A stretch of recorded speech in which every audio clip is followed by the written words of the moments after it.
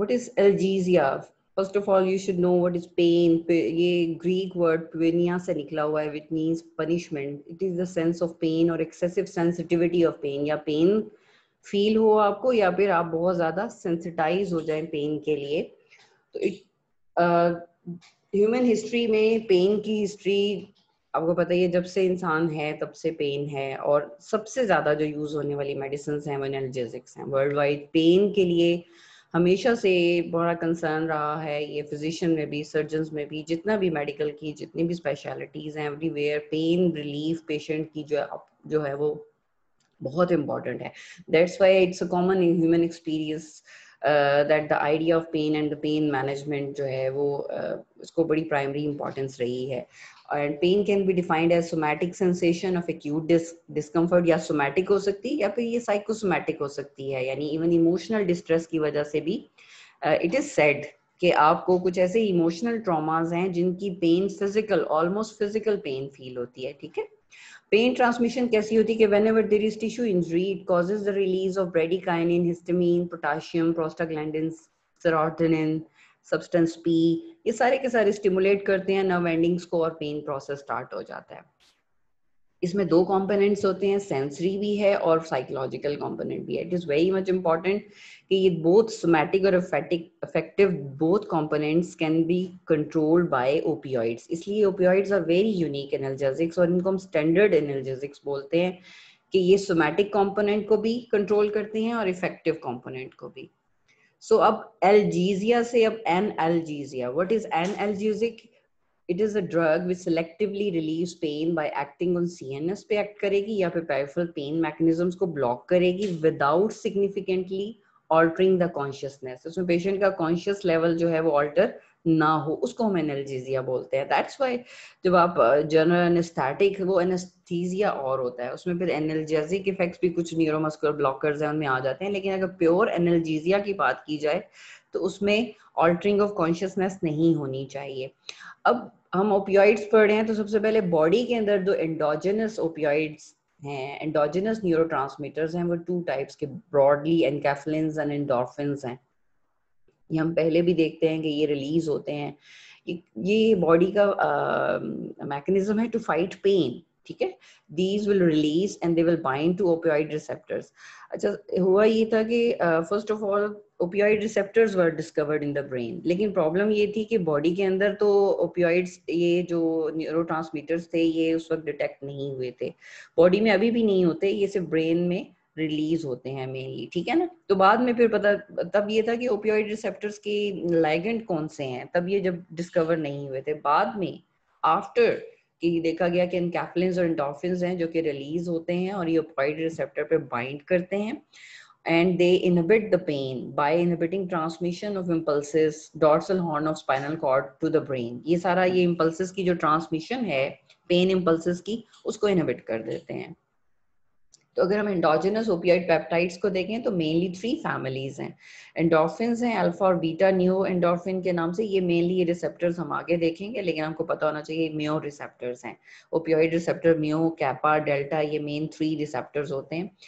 तो ये उस पे एक्ट करते हैं प्रीडोमिनेटली इनकी एफिनिटी. एनकैफ्लिन्स की जो है उनमें मेटएनकैफ्लिन एंड लियोएनकैफ्लिन्स होते हैं, ये डेल्टा पे एक्ट करते हैं. डायनोर्फिन्स ए एंड बी जो है वो कैपा रिसेप्टर पे एक्ट करते हैं. इसके अलावा कुछ माइनर एंडोमॉर्फिन 1 एंड 2 हैं जो कि सीएनएस में ये भी एनर्जेटिक प्रॉपर्टीज रखती हैं, ये भी म्यो पे एक्ट करती हैं. और इसके अलावा कुछ ऑर्फेन, ये F2, ये नाम है इनके, नोसिसेप्टिन रिसेप्टर, ये भी न्यूरोट्रांसमीटर्स हैं जो कि इसी तरह नोसिसेप्टिन से रिलेटेड, नोसिसेप्शन से रिलेटेड रिसेप्टर्स पे एक्ट करते हैं. इनके अंदर चूंकि ये एंडोजेनस की बात कर रहे हैं, जो एक्सोजेनस होंगे वो लाइगेंड हम वो ओपियोइड एगोनिस्ट इनको हम बोलते हैं. ठीक है ना. या ड्रग्स होती हैं related to opioids. Opioid like pharmacological properties होती हैं, ये मॉड्यूलेट करते हैं पेन को, and these peptides are release during stressful conditions और एंटिसिपेशन ऑफ पेन. जब आपको पता है कि अब पेन होगी, ये पेनफुल ट्रॉमा आ रहा है, या इंजेक्शन जैसे लगने लगा है, या कोई भी ऐसा पेनफुल स्टिमुलस आपको आप एंटिसिपेट कर रहे हैं, उसमें ये रिलीज होते हैं. अगर हम रिसेप्टर्स देखें तो 3 मेन रिसेप्टर्स हैं, उनमें म्यो रिसेप्टर सबसे ज्यादा इंपॉर्टेंट है. जो 3 ओपियोइड रिसेप्टर्स में से इनकी जो अफिनिटी है अगर देखें तो रिलेटिव अफिनिटी, ये बहुत इंपॉर्टेंट है, पता होनी चाहिए. एंडोर्फिन्स के साथ सबसे ज्यादा म्यो के लिए एफिनिटी है, फिर एनकैफ्लिन्स एंड लास्ट में डायनोर्फिन्स आते हैं। उसके बाद सेकंड रिसेप्टर डेल्टा, उसमें मैं पहले कैपा करना चाहूंगी क्योंकि ह्यूमन में म्यो और कैपा रिसेप्टर्स ज्यादा इंपॉर्टेंट हैं। डेल्टा का ह्यूमन एनिमल स्टडीज में कुछ है लेकिन एज सच ह्यूमन में बहुत ज्यादा इसका रोल नहीं है। कैपा में डायनोर्फिन्स पहले हैं जी, उसकी affinity, and then endorphins and enkephalins है। डेल्टा रिसेप्टर्स में इनकैफ्लिन्स हैं। अब ये प्रीडोमिनेंट पता होनी चाहिए, म्यो के साथ एंडोर्फिन्स हैं, डेल्टा के साथ इनकैफ्लिन्स हैं और कैपा के साथ डायनोर्फिन्स है इसकी एफिनिटी। तो इसको अगर हम समराइज कर ले इधर, तो एंडोर्फिन्स जो है highest affinity for mu, enkephalins की highest affinity for delta, and dynorphins की highest affinity is for kappa receptors. अब इनके फंक्शंस क्या हैं? जब कोई भी लाइगेंड बाइंड करेगा, चाहे वो एंडोजेनस है चाहे एक्सोजेनस है, तो म्यो रिसेप्टर से रिलेटेड जो है वो सुप्रास्पाइनल और स्पाइनल एनाल्जेसिया, ये बहुत इंपॉर्टेंट है। म्यो रिसेप्टर जब भी स्टिमुलेट होंगे तो sedation, inhibition of respiration, GIT transit slow होगी जिससे कॉन्स्टिपेशन होती है, और modulation of hormone and neurotransmitter release. अगर आपको याद हो जब एएनएस में हमने पढ़ा था तो कुछ प्री साइनेप्टिक रिसेप्टर्स जिस तरह अल्फा 2 इनहिबिटरी होते हैं और वो कैल्शियम चैनल को ब्लॉक कर देते हैं जिससे कैल्शियम इन्फ्लक्स नहीं होता, जस्ट लाइक दैट वहां पे ये रिसेप्टर्स भी होते हैं, ठीक है ना। प्री साइनेप्टिक, म्यो रिसेप्टर, ये सारे तीनों होते हैं ओपियोइड्स में। तो वो क्या करेंगे, प्री साइनेप्टिकली इनहिबिट कर देंगे, न्यूरोट्रांसमीटर, एक्साइटेटरी न्यूरोट्रांसमीटर की रिलीज नहीं होने देंगे। देन सेम डेल्टा के साथ मेनली ज्यादा स्ट्रॉन्ग सुप्रास्पाइनल एंड स्पाइनल एनाल्जेसिया इनके साथ होता है। इनके साथ जो है ये थोड़ा सा कम modulation of hormone and neurotransmitter release, and this is very much important. अगर आप देखें तो दिस इज कैपा रिसेप्टर के साथ साइकोटोमाइमेटिक इफेक्ट्स जितने भी आते हैं इसमें डिस्फोरिया से रिलेटेड हो सकता है पेशेंट को, अनप्लेजेंट फीलिंग, या ये साइकोटिक मीन्स ये कि पेशेंट के अंदर बहुत ज्यादा साइकोसिस से रिलेटेड, यू कैन से कि अनईजीनेस, अनप्लेजेंट फीलिंग, इरिटेबिलिटी, ये इस किस्म के इफेक्ट्स जो हैं वो कैपा से रिलेटेड है। इनको हम साइकोटोमाइमेटिक इफेक्ट्स बोलते हैं, ठीक है। और सेम कॉन्स्टिपेशन इसके साथ होती है। अगर हम इसको समराइज करें, ये टेबल्स बहुत इंपॉर्टेंट हैं, ये आपका बैकग्राउंड नॉलेज अगर होगा तो you will be able to attempt the question related to opioids. Analgesia बहुत इंपॉर्टेंट है जी। इसमें देखें तो mu receptor you can see कि कितनी इसका एक्शन है, सुप्रास्पाइनल, स्पाइनल एंड पेरिफेरल, तीनों किस्म के एनाल्जेसिया के लिए जो है ये very much important these receptors. उसके बाद रेस्पिरेटरी डिप्रेशन भी मैक्सिमम होता है म्यो की एक्टिवेशन से, और प्यूपल कंस्ट्रिक्शन म्योसिस जो है that is the hallmark of, आपको पता है, ओपियोइड पॉइजनिंग या क्रॉनिक जो भी पेशेंट एडिक्ट होगा उसमें प्यूपल कंस्ट्रिक्टेड होगा। उसके बाद कैपा रिसेप्टर्स में मेनली स्पाइनल और डेल्टा में भी याद रखें स्पाइनल कंपोनेंट एनाल्जेसिया का इन्वॉल्व होता है। सुप्रा स्पाइनल बहुत लीस्ट इसका है। इसके बाद पेरिफेरल जो पेन की है that is mainly through delta and kappa, और देन रेस्पिरेटरी डिप्रेशन कैपा से भी हो रहा है और डेल्टा से ऐसा नहीं है। कैपा से फिर भी एलिमेंट कम है, रेस्पिरेटरी डिप्रेशन मैक्सिमम म्यो का फंक्शन है, and same is the case with pupillary constriction and GIT motility again म्यो receptors पे ये सारे एक्शन बड़े प्रोनाउंस्ड हैं जी। GIT मोटिलिटी रिड्यूस होगी, कॉन्स्टिपेशन इससे भी हो रही है, कैपा से भी हो रही है, डेल्टा से, ये तीनों के साथ कॉन्स्टिपेशन या कुछ ऐसी चीजें जो तीनों से होती हैं। यूफोरिया जो इंपॉर्टेंट चीज है that is related to mu receptors, and dysphoria जिसमें अनप्लेजेंटनेस, अनईजीनेस, अनईजी किस्म की फीलिंग जो होती है, डिस्फोरिया, ये ऑपोजिट होगा। डिस्क का मतलब थोड़ा सा आप ले लें कि वो पेन से रिलेटेड या इन चीजों से रिलेटेड के पेशेंट को अच्छी फीलिंग नहीं है, बैड कह सकते हैं आप उसको, मूड तो नहीं है लेकिन इसको आप रिलेटेड टू, जिस तरह एलिवेटेड मूड होगा that would be bad mood, बुरा बुरा मूड होगा, that would be more related to delta. Sedation mu में और डेल्टा में है मेनली। म्यो में ज्यादा आप sedation mainly component, physical dependence is very very much important related to opioids, और क्योंकि इसमें रिवॉर्ड की फीलिंग और वो जो फीलिंग ऑफ यूफोरिया है, फॉर दैट रीजन जो है फिजिकल भी इसके साथ साइकोलॉजिकल डिपेंडेंस भी होती है और फिजिकल भी, वो म्यो रिसेप्टर से रिलेटेड है। ये रहने देते हैं। ये इनके कुछ प्रिकर्सर प्रोटीन्स हैं बॉडी में, ये मैं आपको पीडीएफ दे दूंगी, देख लीजिएगा, लेकिन एज सच ये इतने इंपॉर्टेंट नहीं है। अगर हम अब देखें कि ओपियोइड्स जो आप एक्सोजेनस दे रहे हैं एनाल्जेसिक्स, ठीक है, उनमें जो प्रोटोटाइप है याद रखिएगा कि वो मॉर्फिन है। अगर फ्यू टर्मिनोलॉजीज हैं ये शुड बी क्लियर। ओपियम जो है ना, ये वर्ड मीन इसका मतलब जूस होता है, और the exudate from the Poppy, ठीक है ना। आप ओपी के जो सी ये जो उसमें से निकलता है, जो कैप्सूल होता है उसके अंदर से, and opiate is the drug. ये वो जो क्रूड फॉर्म में निकला दैट इज ओपियम, जो उसके अंदर से निकला वो मैं आगे आपको डायग्राम में ये देख, इधर नहीं है, या दिस वन, दिस इज, इसको हम कहेंगे जो ये जूस अंदर से एक्सुडेट निकल रहा है पोपी कैप्सूल में से, दिस इज ओपियम। और उसमें से जब आप ड्रग एक्सट्रैक्ट कर लेते हैं उस एक्सुडेट ऑफ द पोपी में से, दैट वुड बी ओपिएट। और ऑल द सब्सटेंसेस, चाहे वो नेचुरल हैं चाहे वो सिंथेटिक हैं, और जो ओपियाइड रिसेप्टर के साथ इंटरेक्ट कर रहे हैं उनको हम ओपियाइड्स लेबल कर देंगे, चाहे वो नेचुरली फॉर्म्ड हैं चाहे वो सिंथेटिक हैं। ठीक है, तो उनको हम तमाम ड्रग्स को, चाहे नेचुरल या सिंथेटिक, उनको हम ओपियाइड्स बोल देंगे। और ओपिएट क्या है? अगर आपने एक्सुडेट ऑफ पोपी में से एक ड्रग एक्सट्रैक्ट कर ली है तो वो उसको हम ओपिएट कह देंगे। तो मैनी टाइम्स कई दफा पूछ लिया जाता है, आपको कॉन्सेप्ट होना चाहिए ओपियम क्या है, ओपिएट क्या है और ओपियोइड क्या है। वैसे तो ये अब इतनी ज्यादा, अब इसकी इतनी क्लिनिकल इंपॉर्टेंस नहीं रही। पोपी इसको पेपावर समनीफेरम बोलते हैं। ये पोस्ट की जो अब तो पाबंदी है, लेकिन अभी भी मेरा ख्याल है कि कहीं नॉर्दर्न एरियाज में, नॉर्दर्न नहीं, मेरा ख्याल है अफगानिस्तान में कहीं इसकी अभी भी होती है। हिस्ट्री ऑफ ओपियम को देखें तो oldest types of drugs in history, और 3rd सेंचुरी से इनको यूज किया जाता है। 2000 ईयर्स अगो से ये स्टार्ट हुई। ये पेन के लिए बेसिकली सबसे पहले जो है ना ये, या इसकी जो सेडेशन अगर ये देखें तो Greeks dedicated the opium poppy to the gods of death. इसके नाम ये रखे हुए थे, जो जो क्या है, Thanatos, god of sleep, Hypnos and god of dreams Morpheus. इसके ऊपर मॉर्फिन का नाम रखा गया है कि इनके साथ ये सारी, क्योंकि जब ओवरडोजेज होती थी रेस्पिरेटरी डिप्रेशन से डेथ भी हो जाती थी पेशेंट्स की, स्लीप इंड्यूस करती थी, और गॉड ऑफ ड्रीम्स भी इसको कहते थे, दैट इज मॉर्फिन। इसमें यूफोरिया एंड ऑल दैट, जो फीलिंग ऑफ इलेशन और वेल बीइंग की फीलिंग होती है।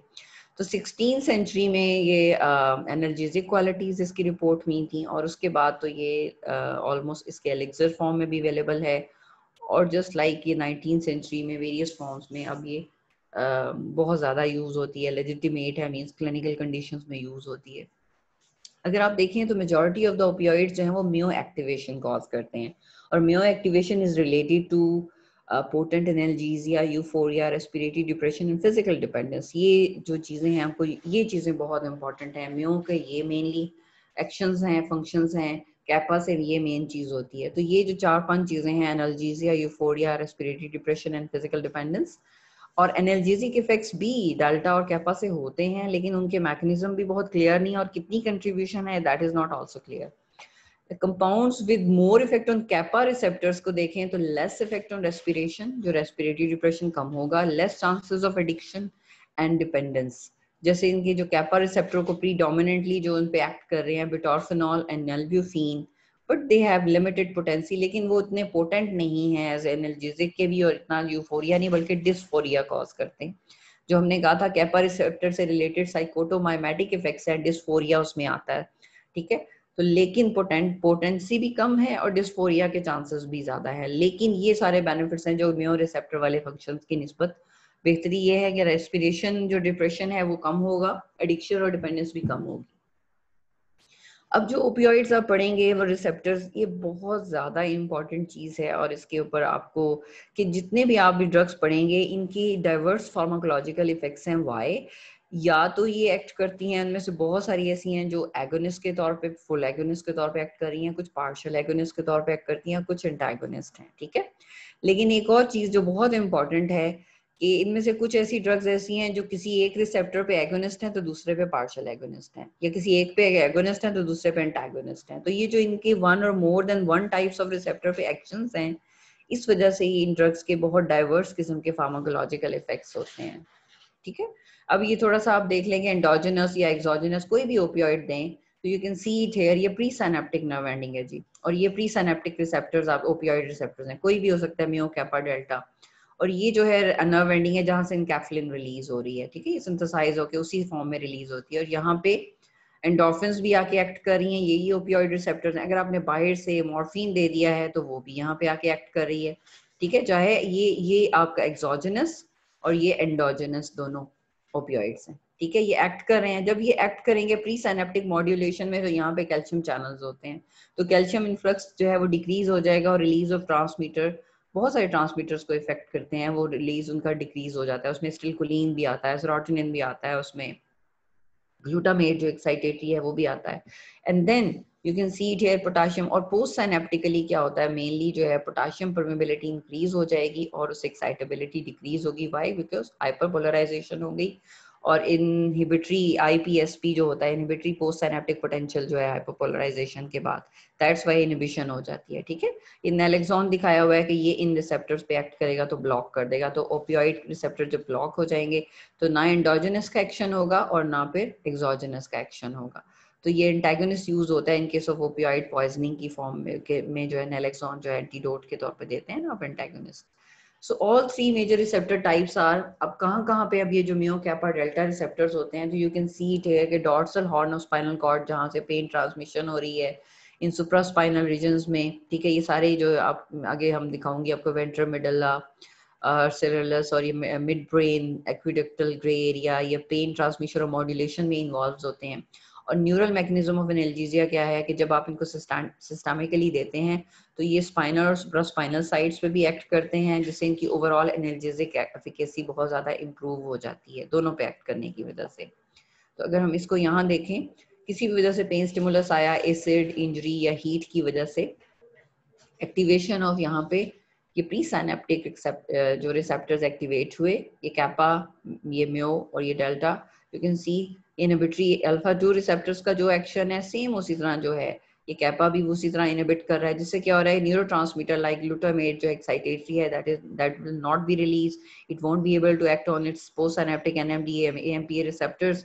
सो व्हाट विल हैपन, यहाँ पे ये सारा प्रोसेस हो जाएगा। तो spinal sides post synaptic receptors at dorsal horn, यहाँ पे ये वाले, ये सारे इनके ऊपर जब एक्ट नहीं होगा तो वो पेन की जो इम्पल्स है वो आगे प्रोपेगेट नहीं कर सकेगी। ठीक है, स्पाइनल एक्शन ये वही जो यहाँ डायग्राम में है, opioids exert powerful analgesic effect directly upon the spinal cord without producing other side effects. अगर ये डायरेक्ट एक्ट कर रहा है, स्पाइनल एक्शन जो इसका डायरेक्ट है, तो वहां पे ये रेस्पिरेटरी डिप्रेशन भी नहीं करेगा और वॉमिटिंग और सेडेशन भी नहीं करेगा, इसका डायरेक्ट अगर एक्शन हो तो। और supraspinal sites of action of opioid, you can see it है, ये ट्रांसमिशन है जी, कैसे हो रही है, ये इधर से है। ठीक है ना, ये एफरेंट जो नोसिसेप्टर्स हैं वो इफेक्ट, ये ए पार्ट ये हो गया जो पेरिफेरल टिश्यूज से पेन की स्टिमुलस आई, ये डॉर्सल बी जो है वो डॉर्सल हॉर्न में यहाँ पे इनहिबिशन। ठीक है, और उसके बाद थर्ड सी में वेंट्रल कॉर्डल थैलेमस, यहाँ पे इनहिबिशन हो रही है। दिस इज द, ये ओपियोइड्स की साइट ऑफ एक्शन है जिनको हम supraspinal sites of action of opioids बोलते हैं। पीछे हमने स्पाइनल की थी और ये सुप्रास्पाइनल साइट्स हैं। अब ये जो डिसेंडिंग, अब हम ये देख रहे हैं डिसेंडिंग, ठीक है ना, दिस इज फ्रॉम कॉर्टेक्स से, ये analgesic action on the descending inhibitory pathway भी हैं, जो पेन मॉड्यूलेटिंग न्यूरॉन्स के जो डिसेंडिंग पाथवे हैं, ये यहाँ से कॉर्टेक्स से मिड ब्रेन, फिर मेडल्ला, और यहाँ से जो स्पाइनल कॉर्ड ये डॉर्सल हॉर्न का, और ये सारा जो यहाँ तक। ठीक है, तो ये डिसेंडिंग इनहिबिटरी पाथवे पे भी इनका एनाल्जेसिक एक्शन होता है। पीछे जो था ये सुप्रास्पाइनल और ये स्पाइनल एक्शंस हैं जो कि दिखाए गए हैं। ठीक है, ये वाला जो है ये डायग्राम जो है बेसिकली इनका मैकेनिज्म ऑफ एक्शन में भी आती है, ये आगे भी होगी। सो अगर हम प्रोटोटाइप को देखें, मॉर्फिन, अगर मैं एक और चीज ये थोड़ी सी बता दूं कि इसके अलावा ओपियोइड्स जो यहाँ पे क्या कर रहे हैं, you can see this is pain inhibitory neuron है, ये आगे इसकी साइनेप्स हुई हुई है गैबर्जिक जो न्यूरॉन्स हैं। ठीक है, यहाँ पे भी ओपियोइड के रिसेप्टर्स होते हैं, ये MORs, इसको हम बोलते हैं म्यो ओपियोइड रिसेप्टर, म्यो ओपियोइड रिसेप्टर पे एक्ट किया, और ये गैबा जो है ये इंटर जो न्यूरॉन्स हैं यहाँ पे एक्ट करके, ये भी म्यो ओपियोइड रिसेप्टर्स है, यहाँ पे ओपियोइड एक्ट कर रहे हैं, और ये गैबर्जिक जो ट्रांसमिशन है उसको इनहिबिट कर रहे हैं। ठीक है, opioids presumably act upon brain circuit normally regulated by endogenous opioids peptides like GABA। इसी चीज को यहाँ पे एक्सप्लेन ज्यादा एलेबोरेट करके किया गया, ये वही MOR रिसेप्टर है, और ये आगे क्यों आ जाता है, दिस इज कैल्शियम, ये कैल्शियम चैनल है। ठीक है, तो ये जब एक्टिवेट होगा ये गैबर्जिक जो ट्रांसमिशन है दैट वुड बी इनहिबिटेड, इसको ब्लॉक कर रहा है ये MOR। ठीक है, brain stem local circuit modulating effect of descending pathways, वो जो डिसेंडिंग पाथवेज देखे थे हमने बाय ओपियोइड, ये जो म्यो receptors mediated analgesia results in enhanced inhibition of nociceptive processing in the dorsal horn of spinal cord। ये सारी चीज यहाँ पे एक्सप्लेन, ये जो लिखा हुआ है सेल्फ एक्सप्लेनेटरी है, ये मैं आप लोगों को पीडीएफ भी दे दूंगी, उसमें आप डिटेल से ये डायग्राम्स को अच्छी तरह समझिएगा, ये सेम चीज यही डायग्राम है। सो मॉर्फिन जो है मेनली याद रखें कि it acts primarily on म्यो receptors, लेकिन उसके बाद ये क्या करती है कि ऐसे एंडोजेनस ओपियोइड पेप्टाइड्स भी रिलीज करती है जो कि डेल्टा और कैपा रिसेप्टर्स पे भी एक्ट करके उनके ऊपर भी एक्शन शो करते हैं। इस वजह से ये प्रोटोटाइप है, जो हम चीजें पढ़ेंगे, mechanism of action, side effects, clinical uses, वो मेनली प्रोटोटाइप के होंगे, लेकिन उसमें जो थोड़े बहुत डिफरेंशिएटिंग पॉइंट्स होंगे वो हम दूसरे ओपियोइड्स के भी देखेंगे। बाकी ओपियोइड से रिलेटेड ये चीज बहुत इंपॉर्टेंट है, ये पता होना चाहिए कि किस रिसेप्टर के ऊपर ये drug as full agonist act करती है, स्ट्रॉन्ग एगोनिस्ट है, किस पे पार्शियल एगोनिस्ट है, या किस पे ये एंटागोनिस्ट है। Mechanism of action, opioid receptors couple to, ये याद रखें, जी प्रोटीन कपल्ड रिसेप्टर्स होते हैं, और जैसे हमने पढ़ा था कि जी प्रोटीन कपल्ड रिसेप्टर्स भी आगे चैनल्स के साथ, पोटेशियम चैनल्स या कैल्शियम चैनल्स के साथ अटैच होते हैं। तो ये आयन चैनल गेटिंग को इफेक्ट करेंगे, इंट्रासेलुलर कैल्शियम को चेंज करेंगे, और प्रोटीन फॉस्फोरिलेशंस आगे होंगी, ठीक है ना। ये मॉड्यूलेटरी फंक्शंस हैं सारे के सारे। अब क्लोज क्या कर, किन को क्लोज करेंगे, कैल्शियम, जो voltage gated calcium channels pre synaptically हैं, ये हम कर चुके हैं पीछे के जो हमने दिखाया था। तो ट्रांसमीटर रिलीज रिड्यूस हो जाएगी, कौन से transmitters, glutamate, acetylcholine, norepinephrine, serotonin, substance P, में सबकी जो प्री साइनेप्टिक जो इनकी रिलीज है वो इनहिबिट हो सकती है। और पोस्ट साइनेप्टिकली क्या कर रहे हैं, पोटेशियम चैनल को ओपन कर रहे हैं, जिससे इफ्लक्स ज्यादा हो रहा है, हाइपोपोलराइजेशन हो रही है, और आईपीएसपी जो है उसके थ्रू फिर inhibitory post synaptic potential generate होगी, ठीक है। दिस इज द, ये रिसेप्टर्स दिखाए हुए, ये प्री साइनेप्टिक चीज है, और ये पोस्ट साइनेप्टिक जो भी हमने लिखा, ठीक है। ये हाइपोपोलराइजेशन आईपीएसपी इनहिबिशन हो रही है इसके through. Classification is very much important, many forms की हम करते हैं। एक तो है अकॉर्डिंग टू सोर्स, सोर्स का अकॉर्डिंग के नेचुरल सोर्स है, सिंथेटिक है, सेमी सिंथेटिक है। अगर तो नेचुरल है उसमें एक जो आती है वो मॉर्फिन है, जो कि ओपियम से हम जो पोपी के अंदर से जो वो वाइट एक्सुडेट होता है उससे हम इसको निकालते हैं, या उसमें जो इसकी कंसंट्रेशन होती है वो काफ़ी हाई होती है। उसके बाद सेमी सिंथेटिक फॉर्म में कोडीन डेरिवेटिव्स आ जाते हैं, लाइक फॉल्कोडीन, इसको आप एंटीटसिव्स में भी आपने पढ़ा होगा अगर रेस्पिरेटरी सिस्टम हाँ जी हो गया है। और सिंथेटिक में फेंटेनल है, इसको आपने एनेस्थेटिक्स में पढ़ा था, ठीक है। ये अकॉर्डिंग टू सोर्स हो गई। According to intensity of action and interaction with mu receptors, कि म्यो रिसेप्टर्स पे कितनी उसकी माइल्ड, मॉडरेट या स्ट्रॉन्ग एगोनिस्ट है म्यो पे, इसके अकॉर्डिंगली भी जो है एक क्लासिफिकेशन जो कि सबसे ज्यादा इंपॉर्टेंट है। तो अगर इसमें सिंप्लीफाई करके, अभी 3 ड्रग्स हैं लेकिन आगे डिटेल में मैं दिखाती हूँ आपको। फुल एगोनिस्ट में देखें तो क्लासिक एग्जांपल ऑफ जो फुल एगोनिस्ट यानी स्ट्रॉन्ग एगोनिस्ट ऑफ म्यो रिसेप्टर है, दैट इज मॉर्फिन। और पार्शियल एगोनिस्ट जो कि वीक होते हैं और उनमें म्यो पे, वो दैट इज कोडीन। और एंटागोनिस्ट जो म्यो के ऊपर है, that is strong antagonist, that is म्यो receptor के ऊपर नैलेक्सोन है, ठीक है। ये इनकी मेन इंपॉर्टेंट जो एग्जांपल्स हैं ये जरूर आनी चाहिए।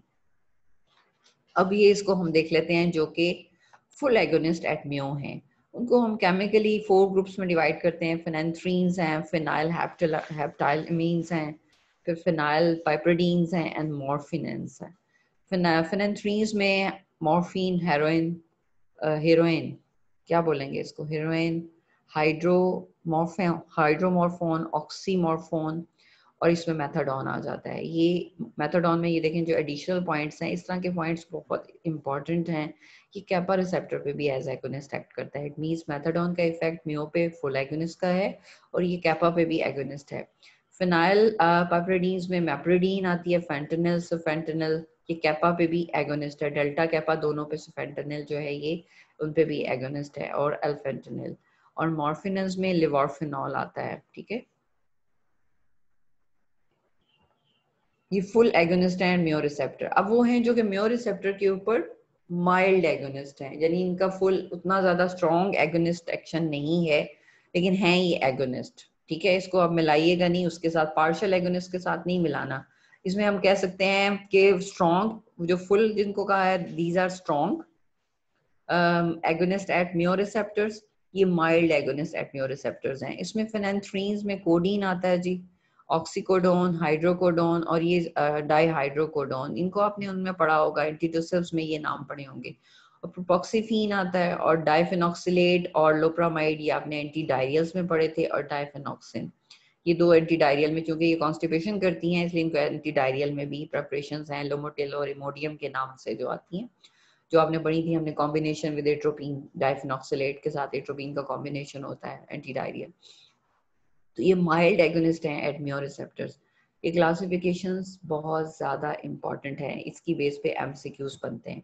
अब म्यो रिसेप्टर पे पार्शियल एगोनिस्ट की जो सबसे इंपॉर्टेंट चीज़ में ये है कि अगर एक ड्रग ऐसी है जो आप 2 ओपियोइड्स दे रहे हैं और एक वो फुल एगोनिस्ट दे रहे हैं और एक पार्शियल एगोनिस्ट, तो आपको पता है कि partial agonist will act as antagonist in the presence of full agonist.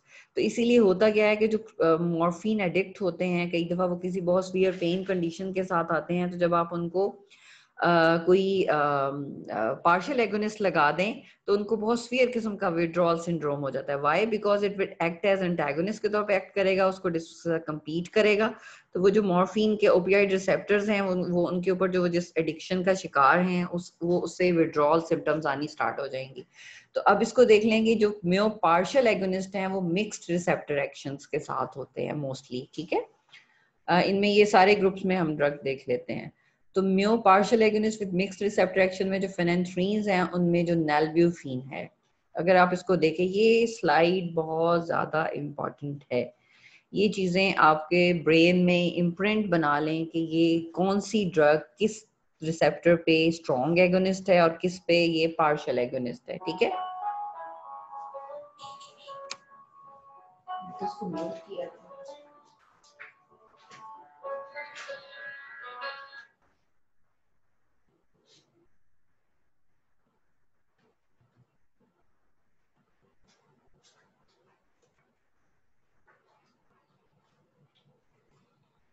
Okay.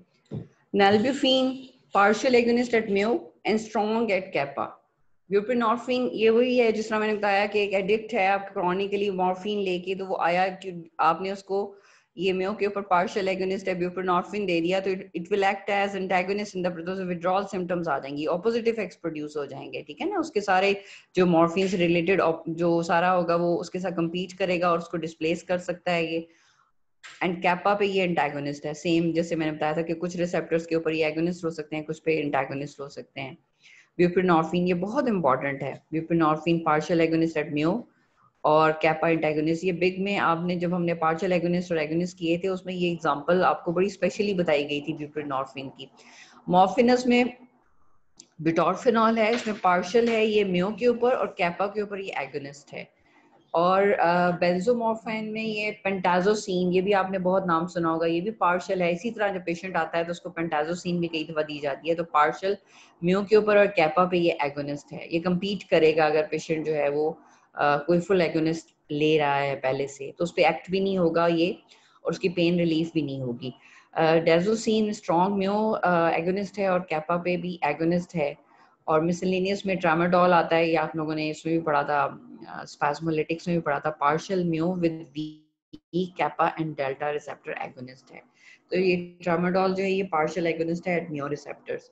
ये इस पॉइंट ऑफ व्यू से बहुत इंपॉर्टेंट है और उसके ऊपर एमसीक्यूज भी आते हैं, आप लोग देखेंगे मिनी कैंड में भी कुछ एमसीक्यूज इससे रिलेटेड दिए हुए हैं। म्यो रिसेप्टर एंटागोनिस्ट पे आ जाएं कि जो एंटागोनिस्ट हैं उनमें देखें तो नलॉर्फिन, नैलेक्सोन, नैल्ट्रेक्सोन, नैल्मिफिन, नेल्ट्रांडोल और नेल्ब्यूफिन, लिवर्फिनॉल है, ये आर है यहाँ पे, ये मिसप्रिंट, ये स्पेलिंग मिस्टेक है, एंड डाइप्रेनॉर्फिन, ठीक है। तो इसमें जो ये ऊपर वाले 5 हैं ये बहुत इंपॉर्टेंट है। यू कैन सी इट, नॉर्फिन जो है ये कैपा पे एगोनिस्ट भी है, तो इसीलिए हमने कहा था कि जो कैपा से रिलेटेड इसके जो डिस्फोरिया वाले साइंस आ सकते हैं। नेल्ब्यूफिन जो है ये भी कैपा पे एगोनिस्ट है, ठीक है। ये लेकिन ये म्यो रिसेप्टर के एंटागोनिस्ट हैं। तो ये क्लासिफिकेशन जो हम कर रहे हैं ये म्यो रिसेप्टर के अकॉर्डिंगली है, लेकिन जो कैपा या डेल्टा पे कोई इफेक्ट है तो वो मैंने साथ इसलिए लिखा है कि ये आप इसी के साथ याद रखें इसको कि ये किसके एगोनिस्ट एक्शन कैपा पे आएंगे, ठीक है। और लास्ट क्लासिफिकेशन थर्ड वन, पहली थी अकॉर्डिंग टू सोर्स, सेकंड थी अकॉर्डिंग टू इट्स अफिनिटी के माइल्ड मॉडरेट या स्फीयर म्यो के ऊपर इफेक्ट है। तो third is therapeutic classification according to its therapeutic using. तो सबसे इंपॉर्टेंट तो एनाल्जेसिक इफेक्ट है, उसमें जो हाई एफिकेसी एनाल्जेसिक्स आते हैं उनमें मॉर्फिन, मैप्रिडीन, मेथाडोन एंड हेरोइन है, ये हाई एफिकेसी हैं। और लो एफिकेसी में वही पेंटाजोसिन, नैल्ब्यूफिन एंड कोडीन है जो कि यूज होते हैं, ठीक है।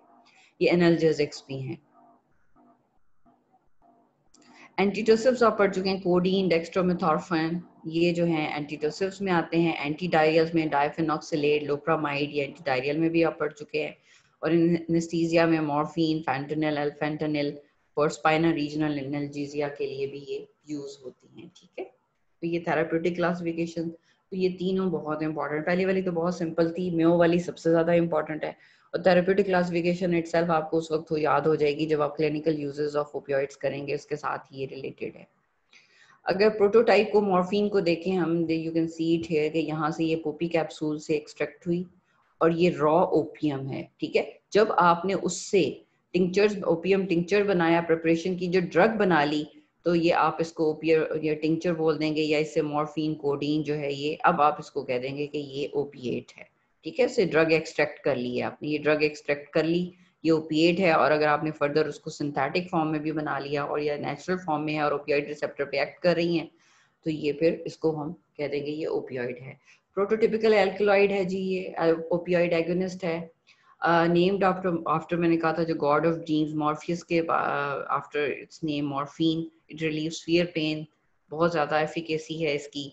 फार्मासिस्ट था जी 1803 में जिसने आइसोलेट किया इसे as a pure alkaloid after incising the unripe, जो पोपी कैप्सूल है उसको जब उसने इंसाइज किया, उसमें से वाइट सब्सटेंस निकला जो बाद में ड्राई होके ब्राउन गम और क्रूड फॉर्म में जो ओपियम होती है वो ब्राउन हो गया ये उसके बाद। ठीक है, ये इस तरह से इसकी हिस्ट्री है कि किस तरह से ये जो एल्कलॉइड्स ऑफ ओपियम और एक्टिव प्रिंसिपल्स आप लोग पढ़ चुके हैं, लेकिन जो टाइप्स ऑफ एल्कलॉइड्स होते हैं उसमें जो फेनेंथ्रीन्स हैं उनमें 10% जो आप नेचुरली एल्कलॉइड एक्सट्रैक्ट करते हैं उसमें 10% मॉर्फिन होती है, 0.5% कोडीन, और जो थीबैन है ये नॉन एनाल्जेसिक है, इसका एनाल्जेसिक एक्शन नहीं है, ये स्ट्रॉन्ग एनाल्जेसिक है, ये वीक है, और दिस इज 0.2%।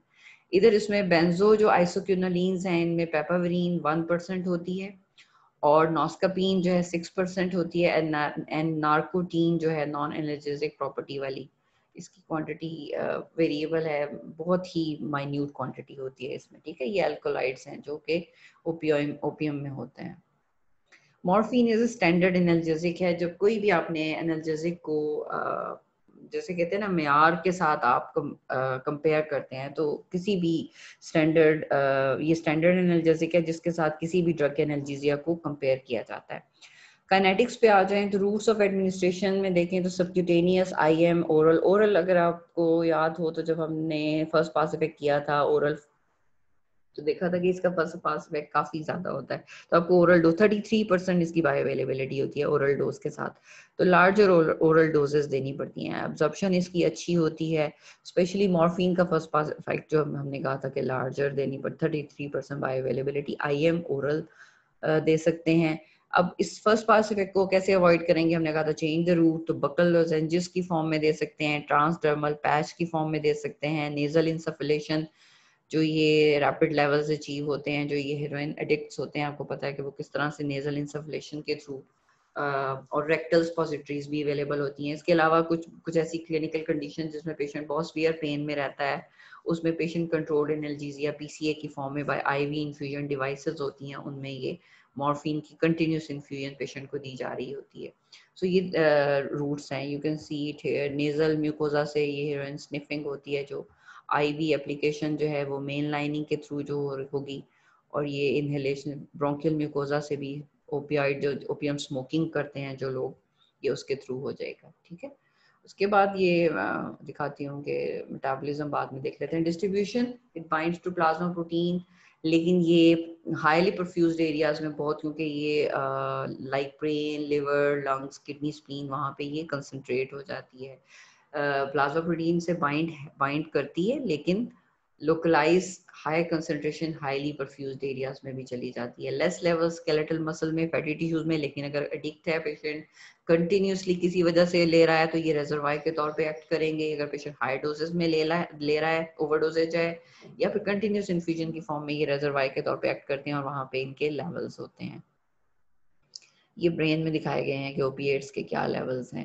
मेटाबॉलिज्म जैसे उस डायग्राम में था कि ग्लूक्रोनाइडेशन ये बहुत इंपॉर्टेंट है इसके ऊपर, कि ये जो इसके मेटाबोलाइट्स हैं, तो जब ग्लूक्रोनाइडेशन ऑफ मॉर्फिन होती है तो it is converted into two metabolites, 90% converted to M3G which is neurotoxic और सीजर्स होते हैं उससे और हो सकते हैं, और M6G जो 10% होती है that is potent analgesic and it also prolong or enhance the opioid action. ये potent analgesic है, metabolite भी analgesic है, यानी morphine itself खुद भी है और ये उसका active metabolite है M6G।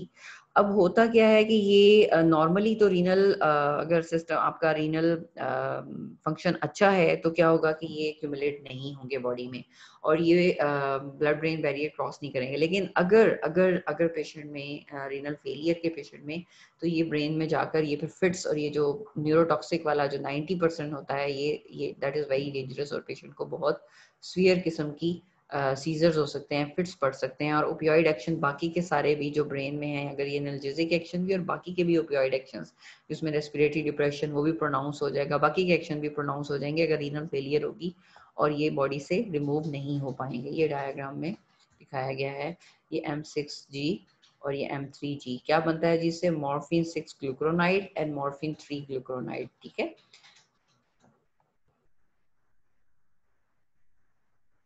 दूसरी जो ड्रग्स हैं ओपियोइड्स में, हाइड्रोमॉर्फोन जो है वो H3G में कन्वर्ट होता है और ये CNS स्टिमुलेंट के तौर पे एक्ट करता है। इसके ये जो मेटाबोलाइट है ये CNS स्टिमुलेंट है। हेरोइन और रेमिफेंटेनिल जो है ये इनमें ये एस्ट्रेजेस से मेटाबोलाइज होते हैं। हेरोइन जो है वो पहले जो है वो मोनो एसिटाइल मॉर्फिन में कन्वर्ट होती है और फिर मॉर्फिन में कन्वर्ट होती है। इट मींस ये कि इसका एक्शन कंटिन्यूस रहता है मॉर्फिन, जिससे इसलिए हाईली एडिक्टिव प्रॉपर्टीज हैं इसकी। फेंटेनिल ऑक्सीडेशन होती है थ्रू साइटोक्रोम 3A4 जिससे more than 50% of the normal drugs जो है वो मेटाबोलाइज हो रही हैं। तो याद रखें कि अगर पेशेंट में किसी किस्म की एंजाइम इनहिबिशन या एंजाइम क्या कहेंगे enzyme inhibition and what is other word, मेरे ज़हन में ही नहीं आ रहा, कौन बोलेगा मुझे बताएगा। Induction, enzyme induction and enzyme inhibition, ठीक है, उससे भी इसका चेंज। और कोडीन में भी हमने अगर जब हमने पढ़ा था फार्माकोजेनेटिक्स तो उसमें पॉलीमॉर्फिज्म पढ़ा था 2D6 से रिलेटेड। इसमें पॉलीमॉर्फिज्म होता है कुछ पेशेंट्स में, ये साइटोक्रोम 2D6 का पॉलीमॉर्फिज्म होगा तो उनमें कोडीन देंगे तो वो मेटाबोलाइज। आपको पता है कि कोडीन ने सारी की सारी बॉडी के अंदर जाके मॉर्फिन में कन्वर्ट होना होता है। ठीक है, तो जब इसका मेटाबॉलिज्म नहीं होगा तो ये higher quantities of morphine will be inside the body और इसके साइड इफेक्ट्स मॉर्फिन के प्रोड्यूस हो सकते हैं। एक्सक्रीशन में जो ग्लूक्रोनाइडेशन से मेटाबोलाइट्स हैं वो यूरिन में मेजर, इसीलिए हमने कहा था कि रीनल फेलियर पेशेंट का रीनल फंक्शन जो है वो इंटैक्ट होना चाहिए सो दैट जो उसके एक्टिव मेटाबोलाइट्स हैं जो सीजर्स कॉज कर रहे हैं या उसके प्रोनाउंस्ड एक्शन को ज्यादा प्रोनाउंस कर रहे हैं वो एक्सक्रीट हो जाए। बाइल से बहुत माइनर किस्म की इसकी एक्सक्रीशन होती है। Pharmacological effects of morphine, opioids is very much important। और अब चूंकि पिछले कुछ सालों से मैं देख रही हूँ कि other than clinical uses and side effects, pharmacological effects भी बहुत ज़्यादा पूछे जाते हैं। Pharmacological effects का मतलब क्या है? All the effects which are desirable और undesirable। वो जहाँ जहाँ जिन जिन रिसेप्टर्स पे एक्ट कर रहे हैं अगर वो यूजफुल हैं तो वो क्लिनिकल यूजेस में चले जाएंगे और अगर वो अनडिजायरेबल है तो वो साइड इफेक्ट्स में होंगे।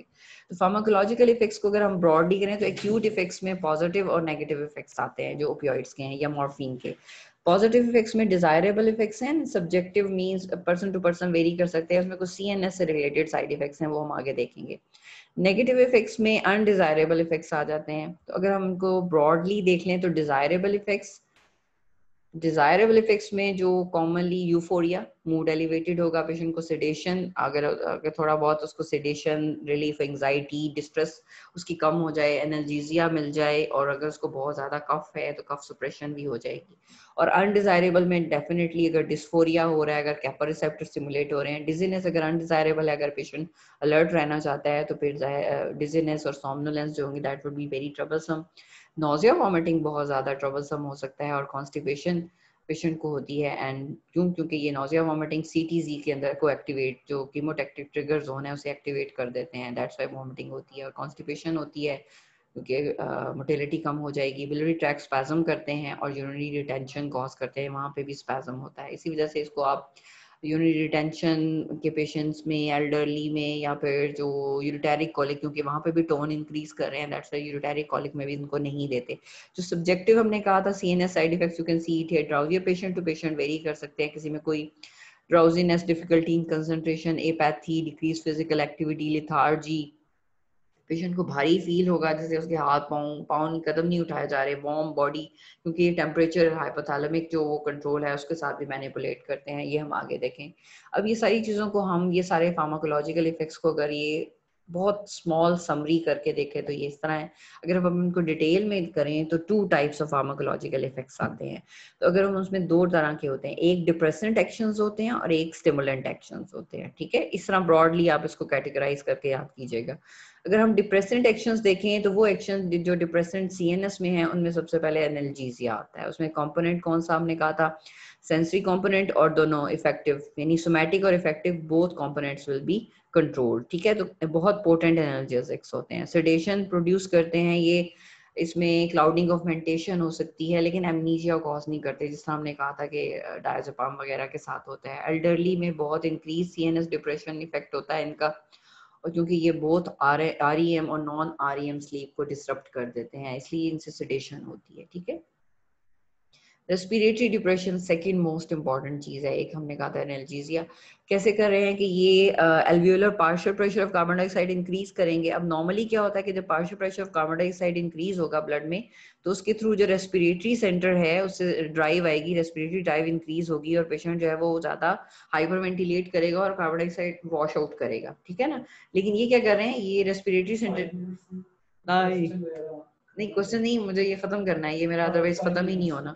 हाँ जी, तो ये क्या करें, सेंसिटिविटी ऑफ द रेस्पिरेटरी जो सेंटर है उसकी 2pCO2 वो डिक्रीज कर देते हैं। उसकी वजह से क्या होता है कि इंक्रीज pCO2 होती रहती है और वो रिस्पॉन्ड नहीं करता, तो इस वजह से। और दूसरा फंक्शन, दूसरी ये भी कहा जाता है कि जो पेशेंट को जब स्ट्रॉन्ग किस्म की पेन होती है तो वो भी रेस्पिरेटरी डिप्रेशन को प्रिवेंट कर रही होती है। इधर से आपने एनाल्जेसिक इफेक्ट दे दिया, उधर से respiratory depression, that's why respiratory depression is very much pronounced patient. और दूसरी चीज क्या है कि अस्थमा के पेशेंट, सीओपीडी के, कॉर्पल्मोनल के पेशेंट, या फिर जो पेशेंट ऐसे जिनमें जो है वो इंक्रीज इंट्राक्रेनियल प्रेशर है, वो उन पेशेंट्स में भी ये रेस्पिरेटरी फंक्शन फर्दर डिप्रेस हो जाएगा या अनडिजायरेबल होगा। तो ऐसे पेशेंट में जो इंट्राक्रेनियल प्रेशर इंक्रीज के साथ आते हैं, हेड इंजरी है, इंट्राक्रेनियल प्रेशर इंक्रीज हुआ है, तो उसमें आप मॉर्फिन नहीं देते। अस्थमा के पेशेंट्स को, कॉर्पल्मोनल के पेशेंट को नहीं देते। यूफोरिया किस तरह से होता है, ये सारी चीजें वाइवा में भी पूछी जा सकती हैं, इन सब में मैंने रीजनिंग लिखी हुई है, मैं आपको इसका पीडीएफ भी दूंगी, let me finish it. Euphoria जब आप देते हैं, प्लेजेंट सेंस होती है, और डिस्फोरिया भी हो सकता है। कफ सप्रेशन जो है अगर तो डिजायरेबल है, कोडीन, फॉलकोडीन या दे रहे हैं आप, लेकिन अगर पेशेंट को कोई ऐसी कॉज है पीछे की, उसकी बहुत ज्यादा सिक्रीशंस हैं और वो कफ आउट करके वो सिक्रीशन से पेशेंट को ब्रोंकियोलाइटिस है, उसमें एटिलेक्टेसिस का बहुत ज्यादा चांसेस होते हैं, तो आप कफ नहीं सुप्रेस करना चाहते, तो उस वक्त फिर ये साइड इफेक्ट हो जाएगा। फॉर पैथोलॉजिकल कफ को आपको कॉज को ट्रीट करना होगा, और अगर आप ये देंगे तो फिर एक्यूमुलेशन ऑफ सिक्रीशंस हो जाएगी, that will be not favourable. Stimulant actions of opioids on CNS में, अब स्टिमुलेंट एक्शंस में मियोसिस होता है। अच्छा, मैंने एक चीज लिखी हुई है, नो टॉलरेंस। इट मींस ये कि अगर एक पेशेंट रेगुलरली एडिक्ट है और वो ओपियोइड्स ले रहा है, टॉलरेंस डेवलप होने का मतलब ये होता है कि उसमें वो चीज प्रोड्यूस होनी बंद हो जाए। तो ये याद रखें कि चाहे वो कितना क्रॉनिक एडिक्ट, कितना पुराना एडिक्ट है, उसमें हर सूरत मियोसिस होगा। नो टॉलरेंस टू मियोसिस का मतलब ये है। ये चीज बहुत कंफ्यूजिंग होती है, आप लोगों को ये समझ नहीं आ रही होती कि ये ओपियोइड्स के इफेक्ट्स हैं और इनके साथ टॉलरेंस डेवलप हो जाती है, मींस कि वो फिर नहीं होंगे विद टाइम क्रॉनिकली यूज करने से। लेकिन मियोसिस, इसीलिए जब ओवरडोजेज के साथ पेशेंट आता है तो आप उसके सबसे पहले, अनकॉन्शियस होता है तो आप पीपल देखते हैं, तो उसमें जो है वो मियोसिस हुआ होता है, पिन पॉइंट पीपल जो है वो ओपियोइड टॉक्सिसिटी में आप कहते हैं। दूसरी चीज ये है कि ये चूंकि मॉड्यूलेटर्स भी होते हैं, तो हमने कहा था कि एसिटिलकोलिन की रिलीज को भी मॉड्यूलेट कर रहे हैं, तो फिर ये एट्रोपिन लाइक एक्शन, जिस तरह एट्रोपिन भी meiosis mediated by parasympathetic pathway, जैसे उनसे मियोसिस होता है, और अगर एट्रोपिन देंगे तो फिर ब्लॉक हो जाएगा मियोसिस, और अगर पेशेंट को आपने साथ दी होगी तो फिर मिड्रियासिस होगा पेशेंट को।